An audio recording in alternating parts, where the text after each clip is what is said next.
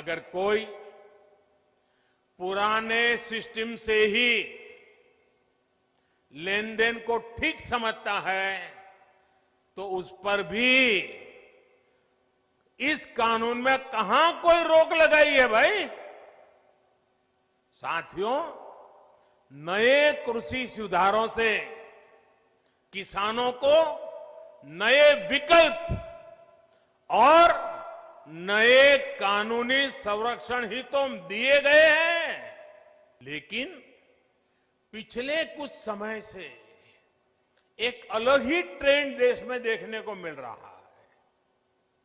काशी के आप सभी जागरूक साथियों ने भी ये जरूर अनुभव किया होगा। पहले होता यह था कि सरकार का कोई फैसला अगर किसी को पसंद नहीं आता था तो उसका विरोध होता था, लेकिन बीते कुछ समय से हम एक नया ट्रेंड देख रहे हैं।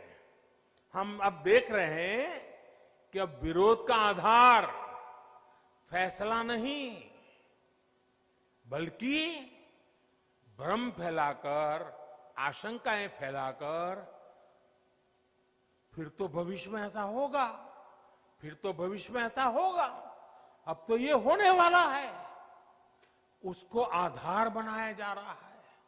अपप्रचार किया जाता है कि भाई फैसला तो ठीक है लेकिन पता नहीं इससे आगे चलकर क्या क्या होगा, और फिर कहते हैं ऐसा होगा।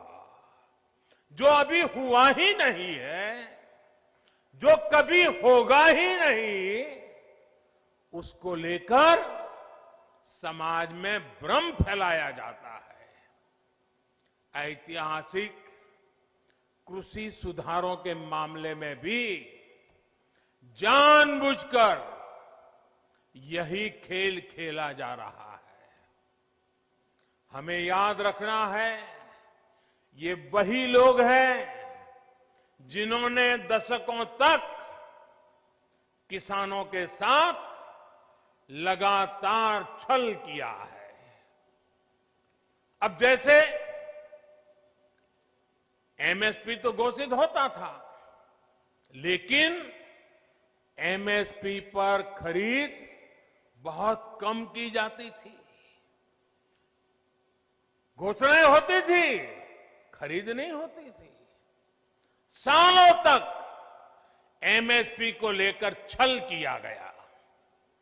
किसानों के नाम पर बड़े बड़े कर्ज माफी के पैकेज घोषित किए जाते थे, लेकिन छोटे और सीमांत किसानों तक ये पहुंचते ही नहीं थे।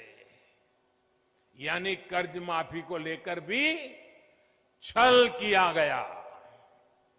किसानों के नाम पर बड़ी बड़ी योजनाएं घोषित होती थी, लेकिन वो खुद मानते थे कि 1 रुपये में से सिर्फ 15 पैसे ही किसान तक पहुंचते हैं।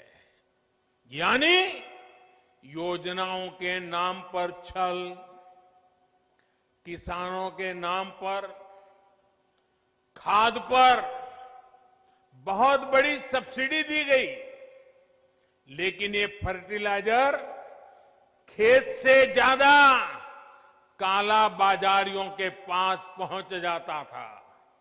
यानी यूरिया खाद के नाम पर भी छल। किसानों को प्रोडक्टिविटी बढ़ाने के लिए कहा गया, लेकिन प्रॉफिटेबिलिटी किसान के बजाय किसी और की सुनिश्चित की गई। पहले वोट के लिए वादा और फिर छल, यही खेल लंबे समय तक देश में चलता रहा है। साथियों, जब इतिहास छल का रहा हो तब 2 बातें बड़ी स्वाभाविक है।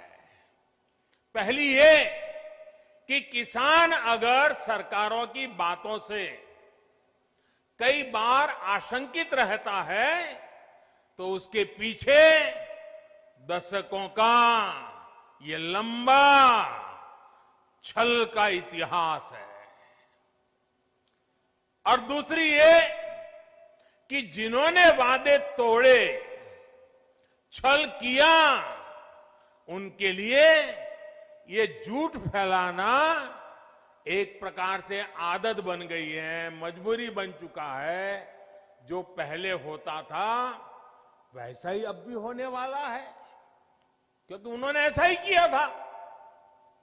इसलिए वही फॉर्मूला लगा करके आज भी देख रहे हैं। लेकिन जब इस सरकार का ट्रैक रिकॉर्ड देखोगे तो सच आपके सामने खुल करके आ जाएगा। हमने कहा था कि हम यूरिया की कालाबाजारी रोकेंगे और किसानों को पर्याप्त यूरिया देंगे। बीते 6 साल में यूरिया की कमी नहीं होने दी। पहले तो यूरिया ब्लैक में लेना पड़ता है, यूरिया के लिए रात रात लाइन में ला करके रात को बाहर ठंड में सोना पड़ता था, और कई बार यूरिया लेने वाले किसानों पर लाठीचार्ज की घटनाएं होती थी। आज ये सब बंद हो गया। यहां तक कि कोरोना लॉकडाउन तक, उसमें भी जब लगभग हर गतिविधि बंद थी, तब भी हमने यूरिया पहुंचाने में दिक्कत नहीं आने दी।